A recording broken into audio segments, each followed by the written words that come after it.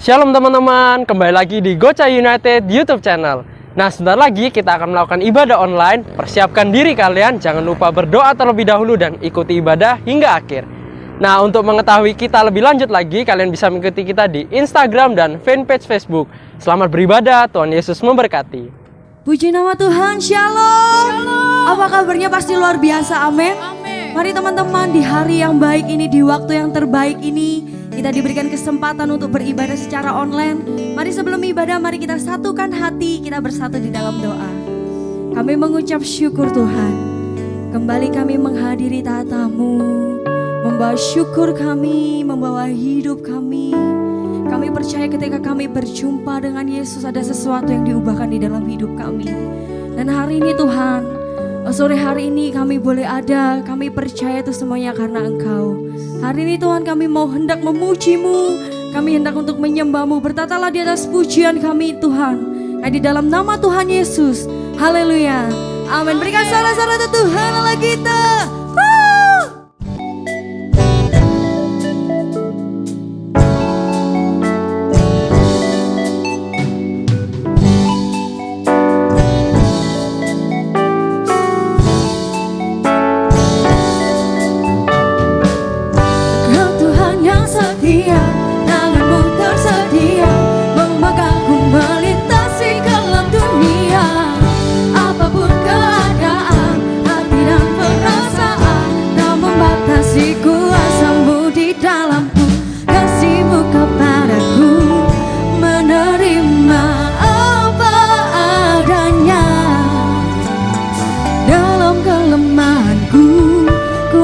Tuhan jadi sempurna. Ku kan selalu kembali padamu. Yang ku perlu hanyalah Kau Tuhan. Cinta-Mu membuatku mengerti siapa aku yang sebenarnya.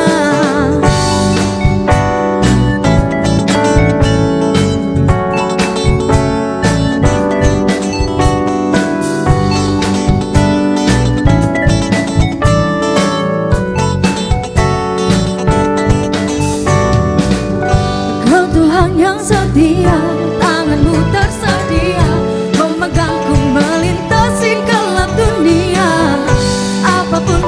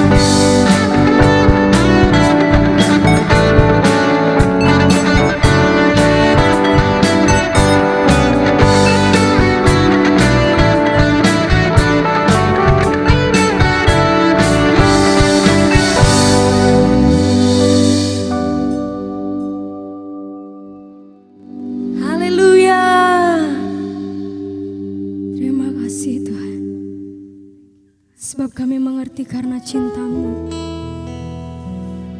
Sebab kami hidup karena kasih-Mu Tuhan.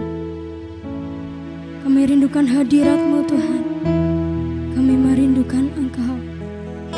Ini kami Tuhan, ini kami.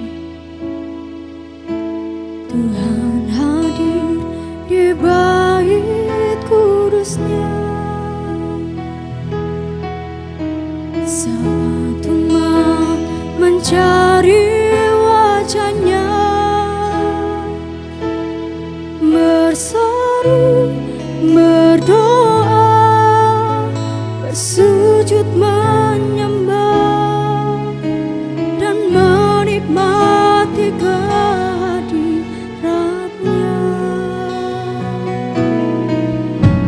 Tuhan mau dekat dengan umat-Nya yang datang dengan segenap hatinya, berseru, berdoa, bersujud menyembah dan menikmati kehadirat-Nya.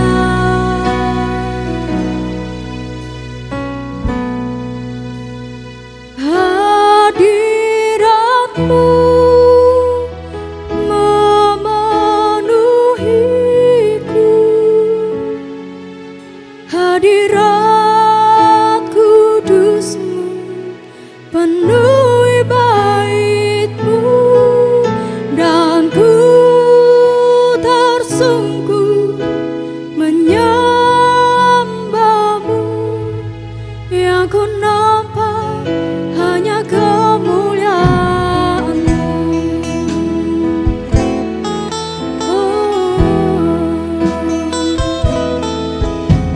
Tuhan hadir di bait kudus-Nya.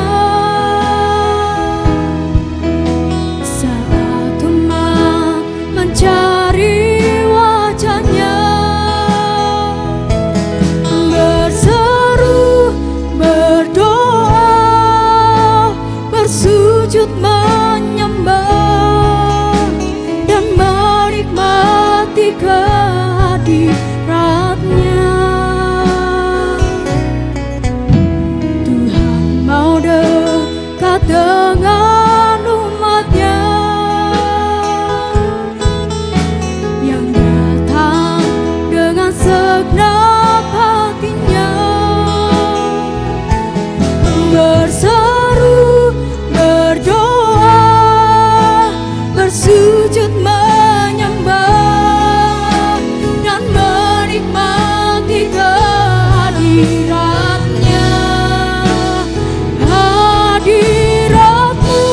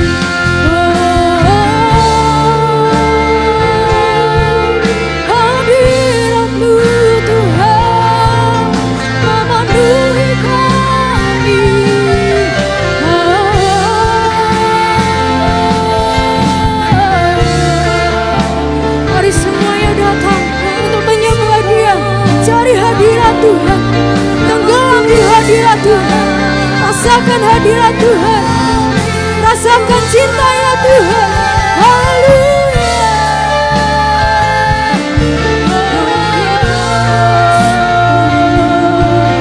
Itu kerinduanku Tuhan.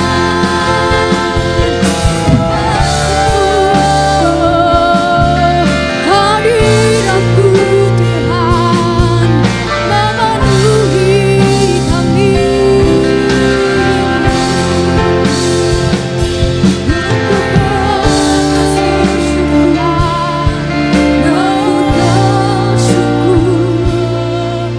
Terima kasih,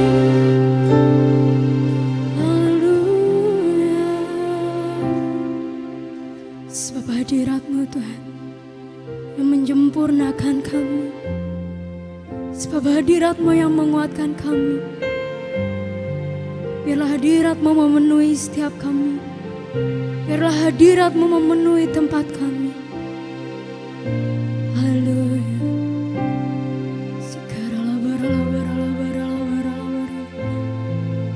Terima kasih Tuhan.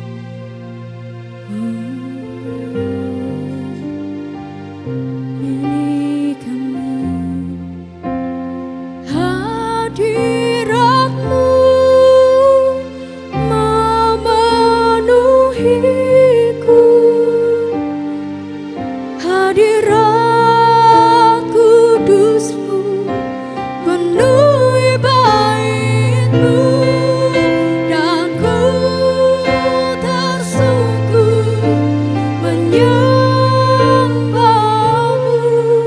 Yang ku nampak hanya kemuliaan-Mu. Hadirat-Mu memenuhiku, hadirat kudus-Mu penuhi bait-Mu, dan ku tersungguh menyembah-Mu. Yang ku nampak hanya kemuliaan-Mu,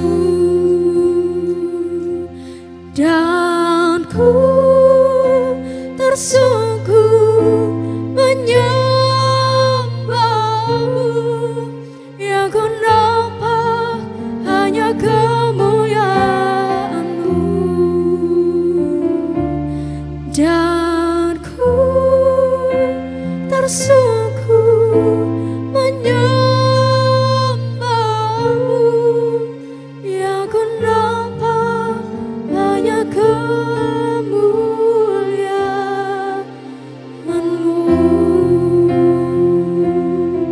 Sebab kami bersyukur Tuhan, sebab kami bersyukur karena cinta-Mu, sebab kami bersyukur karena kasih-Mu Tuhan.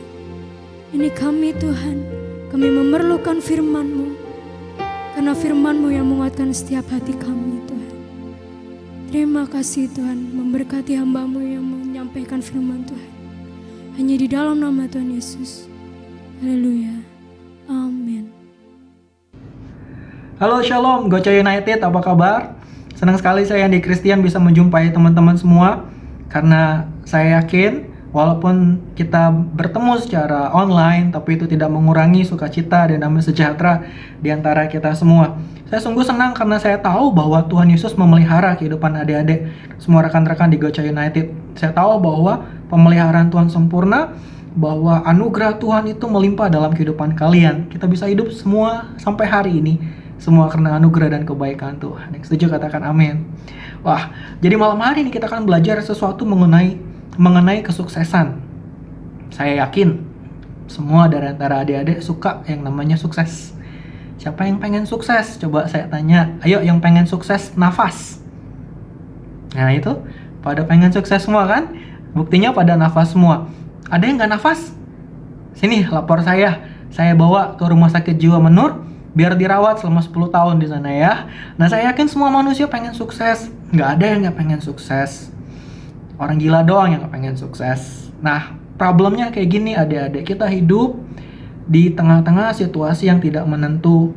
Bahkan banyak orang berkata bahwa keadaannya nggak akan semakin baik, tapi semakin buruk. Nah, itu dipertegas memang di dalam firman Tuhan. Karena firman Tuhan katakan bahwa di hari-hari akhir menjelang kedatangan Tuhan Yesus, hari-hari bukan semakin baik, tapi semakin buruk. Beberapa hari yang lalu saya mendengar kabar bahwa sebuah negara yang cukup besar, kita tahu banget bahwa teknologinya maju sekali dan negara ini terkenal dengan K-pop dan K-dramanya. Wah, kalian semua pada udah tahu kan? Ya, Korea Utara. Bukan, Korea Selatan ya.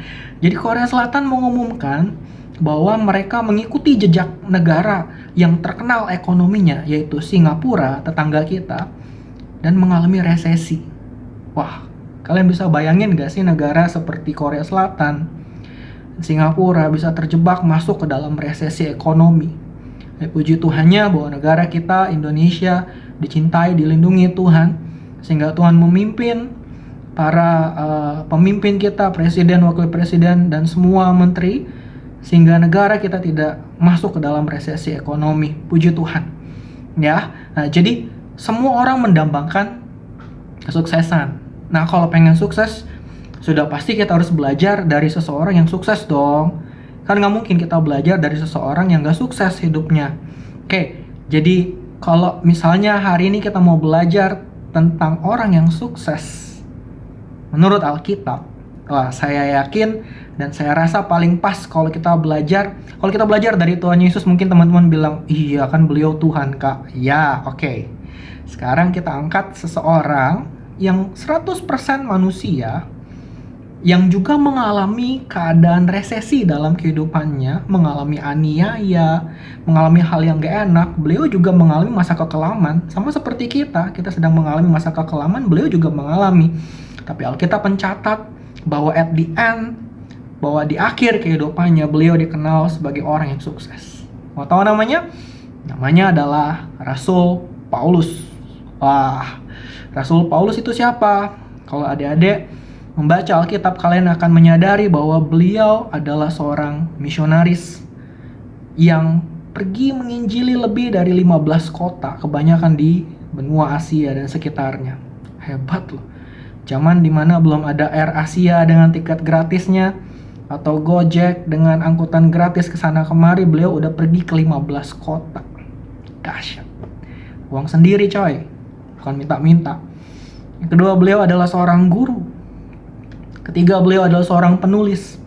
Ada 27 kitab di dalam Perjanjian Baru. 13 kitab diantaranya ditulis oleh Rasul Paulus. Hebat ya? Kita nulis diari 1 halaman aja kadang gak selesai tiap hari. Beliau tulis 13 kitab. Dahsyat. Beliau seorang pengkhotbah. Dan dengar baik, beliau juga seorang pengusaha. Di dalam Kisah Rasul 18 ayat 3 dikatakan bahwa beliau juga adalah seorang tukang kemah, tukang tenda. Kalau zaman sekarangnya kayak agent properti seperti itu. Dan beliau cukup sukses di sana. Buktinya perjalanan beliau dibiayai sendiri. Itulah bukti kehebatan dan kesuksesan dari Paulus. Nah, sebenarnya apa sih bedanya Paulus sama kita? Nggak ada bedanya. Matanya 2, hidungnya 1, mulutnya 1, telinga 2. Kita juga sama. Matanya 2, hidung 1, mulut 1, telinga 2. Bedanya apa? Nah, bedanya adalah apa yang akan sedang kita pelajari malam hari ini dari kehidupan seorang yang luar biasa yang namanya Rasul Paulus. Sebelum kita masuk di dalam firman Tuhan, saya rindu kita berdoa terlebih dahulu, kita minta tuntunan Tuhan menyertai. Oke ya? Ya, sama-sama kita berdoa. Tuhan Yesus, tolong sampaikan firman-Mu secara sederhana Tuhan, supaya kami bisa mengerti apa yang Tuhan sedang rencanakan dalam kehidupan kami. Berkati hamba-Mu, berkati adik-adik Gocha United dan semua orang yang menyaksikan video ini. Di dalam nama Tuhan Yesus, urapan-Mu turun atas kami semua. Haleluya. Amin. Amin. Amin. That's great. Yuk, mari kita buka ayatnya di dalam 1 Korintus 15 ayat 10. 1 Korintus pasal 15 ayat 10. Oke, saya berikan kalian waktu kurang lebih 5 sampai 10 tahun untuk membuka Alkitab. Ya, 1 Korintus itu kitabnya sebelum Wahyu, tepat setelah Kejadian, ya. Kalau Alkitab kalian sesat di situ. Enggak ada Alkitab yang sesat ya. Oke, 1 Korintus 15 ayat 10 saya bacakan buat kalian semua. Tetapi karena kasih karunia Allah, aku tuh si Paulus, adalah sebagaimana aku ada sekarang. Dan kasih karunia yang dianugerahkannya kepadaku tidak sia-sia. Sebaliknya, aku telah bekerja lebih keras daripada mereka semua, tetapi bukannya aku, melainkan kasih karunia Allah yang menyertai aku. Kalau kalian lihat di sana, poin pertama dan yang paling penting dari kesuksesan Paulus adalah kata-kata yang diulang Paulus 3 kali di dalam satu ayat ini. Nah teman-teman, kalau di dalam firman Tuhan ada sebuah kata yang sampai diulang 3 kali dalam sebuah ayat, itu menandakan bahwa message-nya itu sangat penting. Nah, poin pertama dalam kehidupan Paulus yang membuat dia bisa sukses adalah kata-kata kasih karunia. Diulang 3 kali di dalam ayat ini. Tetapi karena kasih karunia Allah ada 1, dan kasih karunia yang dianugerahkannya kepadaku 2. Sebaliknya, aku telah bekerja lebih keras, tapi bukannya aku, melainkan kasih karunia Allah. 3 kali beliau menekankan tentang kasih karunia Allah. Jadi, poin pertama adalah dia ingin memberitahukan pada kita semua, kalau kamu pengen sukses, kamu harus hidup di bawah kasih karunia Allah. Dalam bahasa aslinya kasih karunia ini, bahasa Yunani, berasal dari kata charis. Ya, kalau dari charis ini diserap ke dalam bahasa Inggris menjadi karisma. Dan kalian tahu artinya karisma dalam bahasa Indonesia adalah sesuatu yang menjadi pembawaan seseorang. Itu nggak bisa dibeli di toko manapun. Nggak bisa.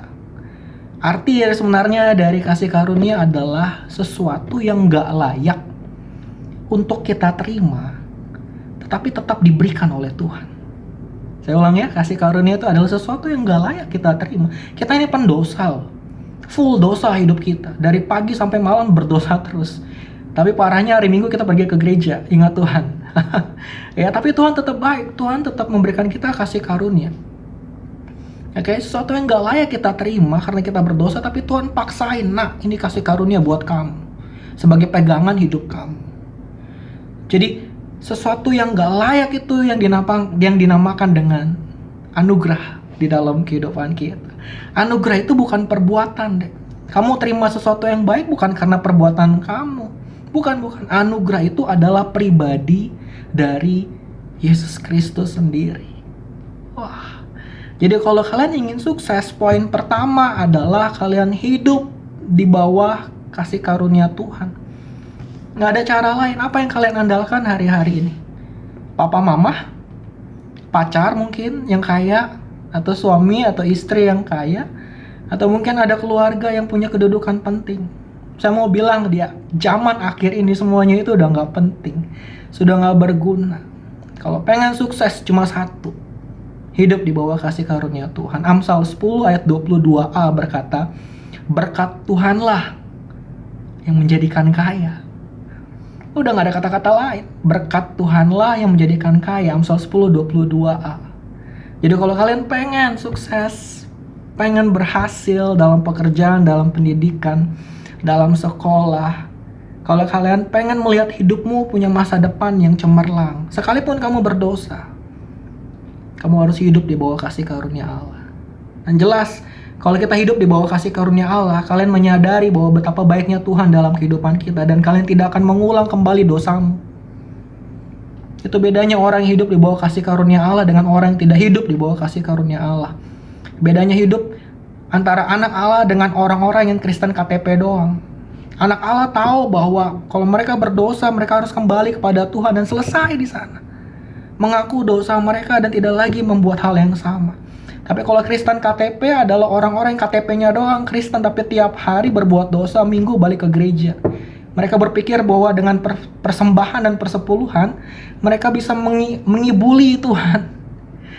Mereka bisa survive, mereka bisa masuk surga. Saya mau katakan, kalian sudah dibayar dengan mahal. Dan tidak mungkin Tuhan Yesus mengorbankan nyawanya supaya engkau hidup miskin di dunia ini. Supaya engkau menderita di dunia ini. Tuhan membayar engkau mahal supaya engkau menikmati segala sesuatunya dengan baik. Jadi gimana caranya kita bisa hidup di dalam kasih karunia Tuhan, Kak? Nah, melalui prioritas hidupmu, Dek.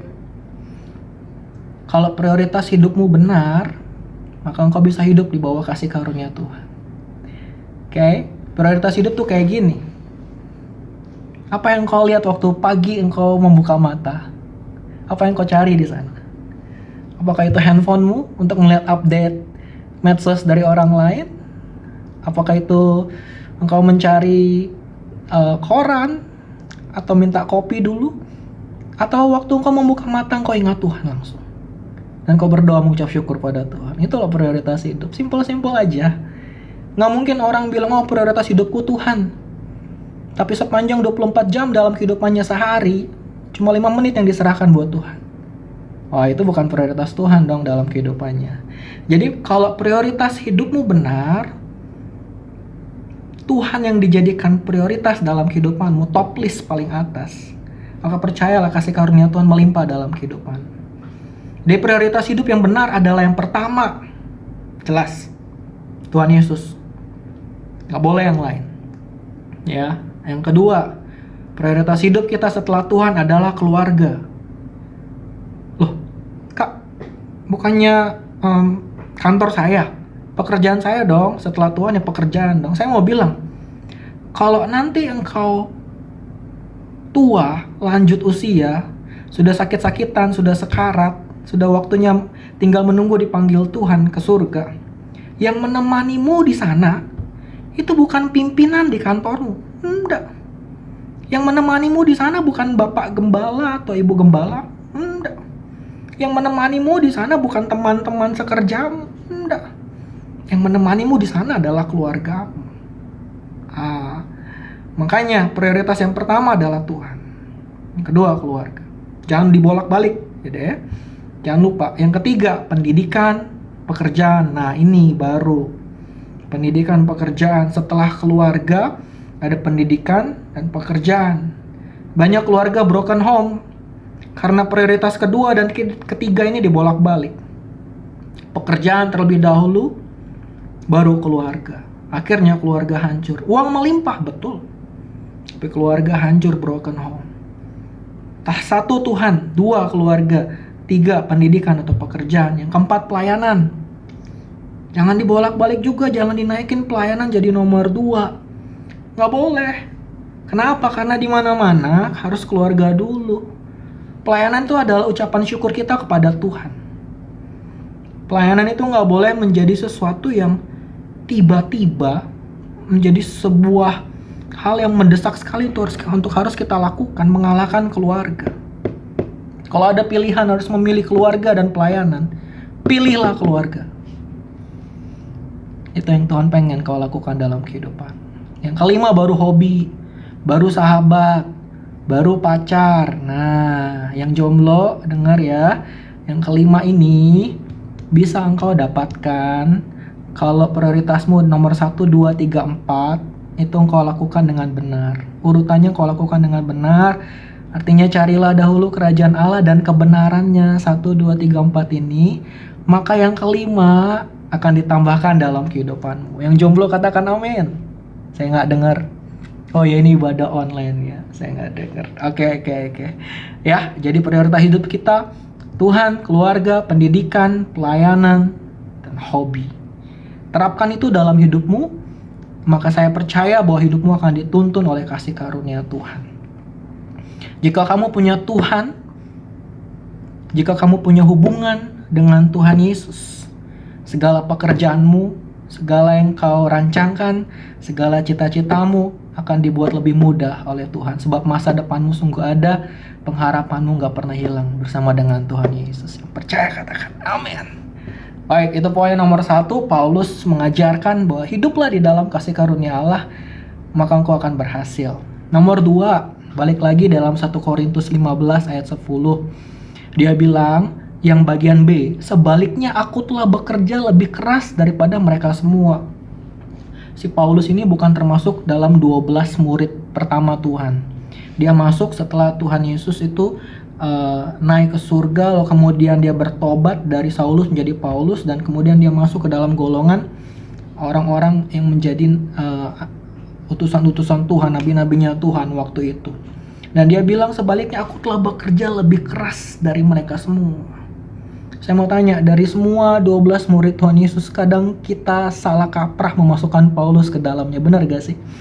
Bahkan waktu saya masih kecil, saya lebih mengenal kata-kata Paulus daripada semua nama murid Tuhan Yesus. Artinya Paulus lebih terkenal daripada 12 murid Tuhan Yesus. Mengapa bisa demikian? Karena dia bilang bekerja lebih keras. Nah itu bagian kita deh. Istilahnya kayak gini, kalau Tuhan memberikan kita kesuksesan, bagian kita adalah bergerak menuju ke kesuksesannya itu dengan tuntunan Tuhan. Kita nggak boleh diam-diam tidur lalu kemudian menunggu uang jatuh di depan kita. Kita nggak mungkin diam-diam lalu tiba-tiba sukses. Wah, nggak mungkin kayak gitu.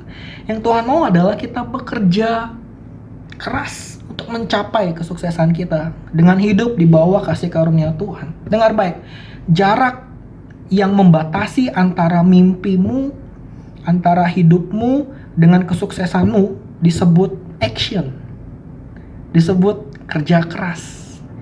Jadi yang membuat engkau bisa melompat dari hidupmu sekarang untuk meraih mimpimu adalah kerja keras, action. Nggak ada hal yang lain. Nah kalau kita bekerja keras, janji Tuhan terjadi dalam kehidupan kita. Ulangan 2 ayat 7a dibilang kayak gini, sebab Tuhan Allahmu memberkati engkau dalam segala pekerjaan tanganmu.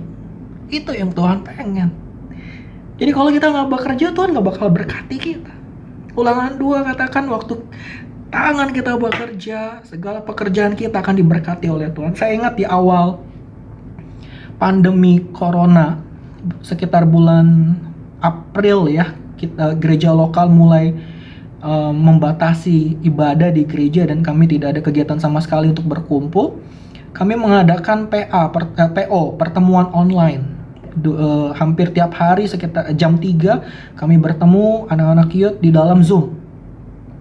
Di situ kami bersekutu menyembah Tuhan, dan saya ingat hari keberapa saya bilang sama mereka, nggak boleh tidur-tiduran.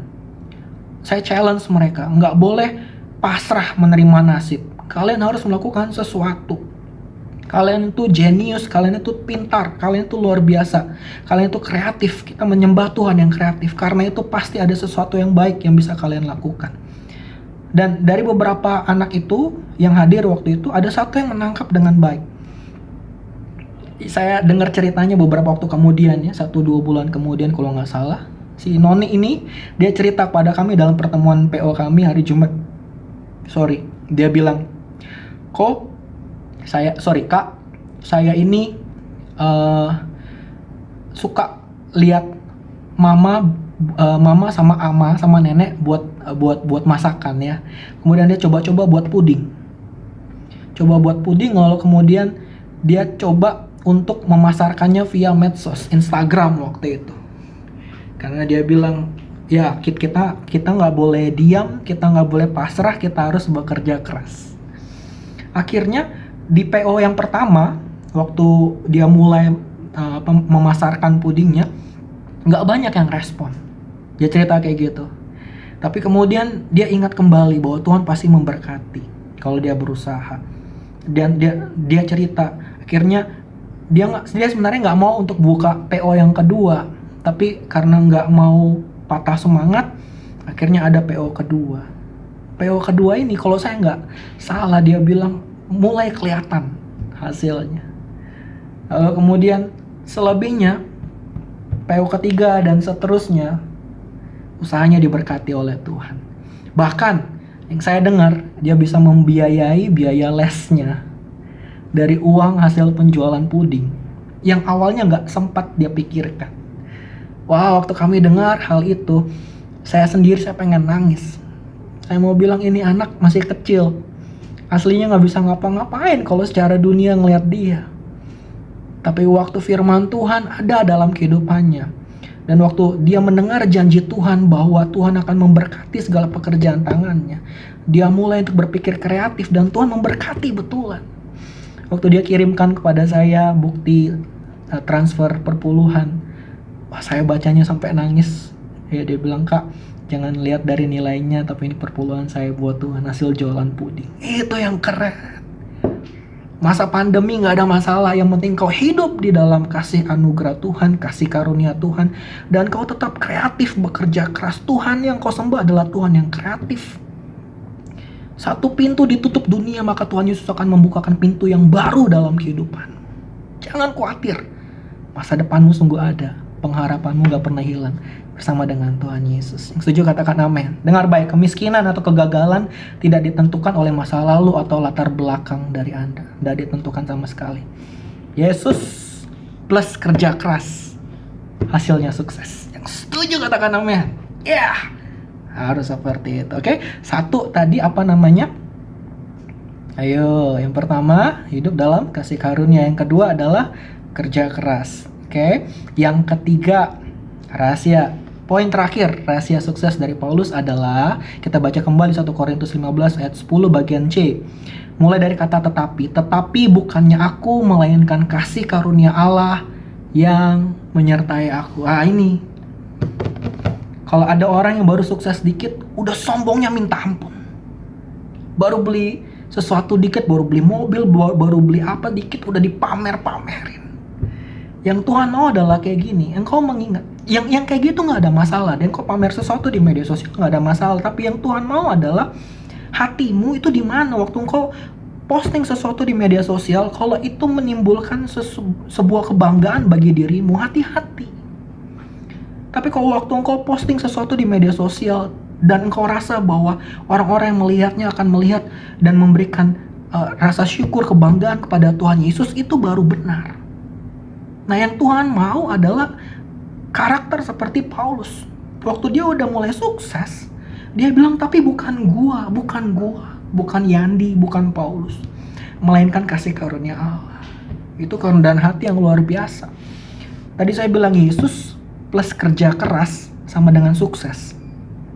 Nah, 1 Korintus 15 ini mengajarkan kepada kita bahwa kesuksesan plus kerendahan hati akan menghasilkan kemuliaan.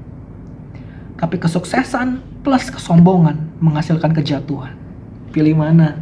Udah sukses, naik lagi kepada level yang lebih tinggi, yaitu level kemuliaan. Atau udah sukses, sombong, jatuh. Kalian pilih yang mana? Amsal 22 ayat 4. Ganjaran kerendahan hati dan takut akan Tuhan adalah kekayaan, kehormatan, kehidupan. Yang pengen katakan amin. Saya juga pengen. Rendah hati itu yang diperlukan. Kalau mau sukses, jangan malu pada 4 hal ini. Dengar baik ya. Kalau kalian mau sukses, jangan malu sama 4 hal ini. Ini tips untuk sukses. Yang pertama, jangan malu kalau memakai pakaian yang lama, bukan pakaian yang baru, bukan pakaian yang bermerek, yang mewah-mewah. Jangan malu.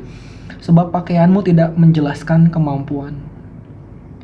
Kalau engkau pikir orang yang pakai baju kaos oblong, pakai celana jeans dan sepatu Keds, itu jauh lebih bego daripada orang yang pakai pakaian jas, dasi, dan sebagainya, wah, Anda salah besar. Gak percaya? Lihat cara pakaiannya Mark Zuckerberg, pendiri, CEO, founder dari Facebook. Kemana-mana cuma pakai kaos oblong, celana jeans, sepatu Keds. Tapi dia pinter coy. Plus dia kaya bro. Jadi jangan malu kalau pakai pakaian lama. Pakaianmu gak mencerminkan dirimu. Tapi harus rapi dong, kayak gitu. Ya, pergi ke gereja kalau nanti udah bisa ibadah secara offline, pergi ke gereja harus rapi. Rapi nggak harus mahal, nggak harus mewah. Ya, tips kedua, jangan malu punya teman yang miskin. Kalau engkau mau sukses, jangan malu punya teman yang miskin, karena tidak ada status sosial dalam persahabatan. Tidak ada. Tidak ada yang tahu kapan Tuhan mengangkat kehidupan seseorang. Makanya kalau engkau underestimate sama temanmu yang sekarang miskin, siapa tahu Tuhan angkat dia menjadi lebih kaya daripada engkau, baru malu. Kayak tips sukses yang ketiga, tadi jangan malu pada pakaian lama, jangan malu kalau punya teman yang miskin. Yang ketiga, jangan malu sama orang tua yang sudah menua. Kadang kau malu sama orang tua, entah kenapa ya, banyak anak-anak muda yang malu untuk memperkenalkan orang tua kita pada orang lain. Saya nggak tahu kenapa, tapi ingat baik-baik, apa yang kamu dapatkan hari ini, itu semua karena mereka loh. Kalian belum punya anak kan? Saya udah punya 2 lagi. Saya tahu banget bahwa umur anak waktu umur 0 sampai 1 tahun mereka nggak bisa ngapa-ngapain kalau tanpa orang tua mereka. Kalau tiba-tiba saya dengar berita anak umur 17 tahun, 18 tahun pukul mamanya, jambak rambut mamanya, pukul bapaknya cuma gara-gara nggak dikasih handphone bagus, cuma gara-gara nggak dikasih motor yang bagus. Wah, itu anak yang keterlaluan. Saya challenge kalian. Ini ada Instagram di bawah sini, namanya Yandi Christian.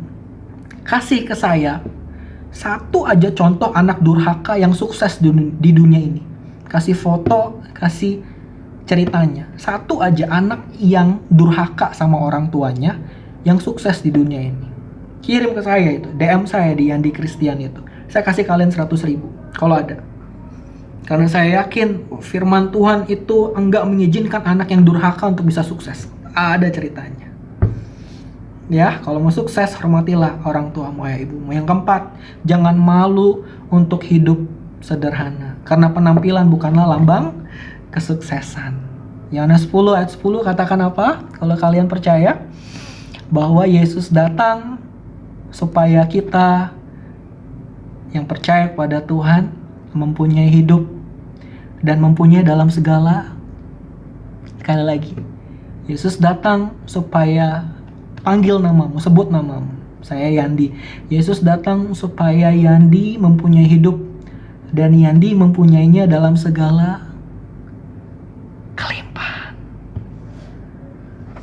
Tuhan Yesus memberkati. Kita berdoa. Bapa, kami tahu bahwa Engkau datang untuk memberkati setiap kami. Kalau hari ini kami belum melihat itu terjadi dalam kehidupan kami, ajar kami untuk tetap taat Tuhan. Bahwa kami percaya bahwa cepat atau lambat kelimpahan itu akan terjadi, akan kami alami dalam kehidupan kami. Kami mengucap syukur dan kami bangga punya Tuhan yang dahsyat seperti Engkau. Berkati Gotcha United, berkati GBI Tidar Blessing, berkati Bapak Gembala, Ibu Gembala, para keluarga, para pemimpin dan semua jemaat. Anugerah-Mu melimpah tercurah atas GBI Tidar Blessing dan Gotcha United. Melalui tempat ini akan tumbuh tunas-tunas Daud yang baru, akan melayani Tuhan dengan luar biasa.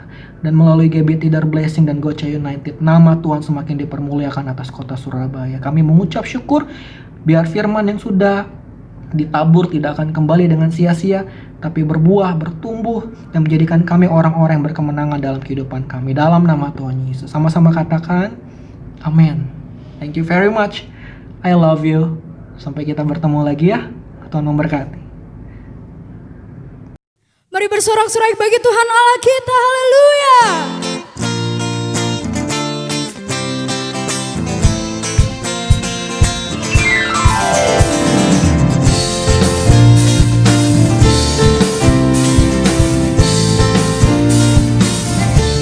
Katakan, kecaplah dan lihatlah betapa baiknya Tuhan itu.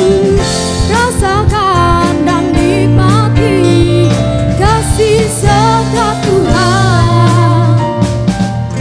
Kecaplah dan lihatlah betapa baiknya Tuhan itu. Rasakan dan nikmati kasih setia Tuhan. Kasih setia Tuhan. Syukur bagimu Tuhan. Segala hormat bagimu Tuhan.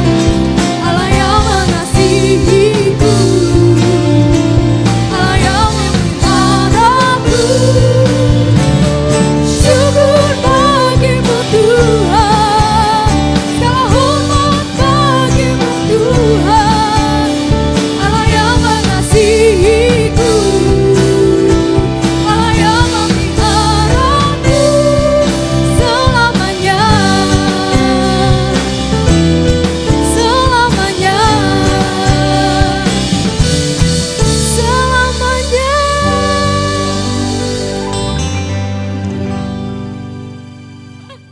Terima kasih.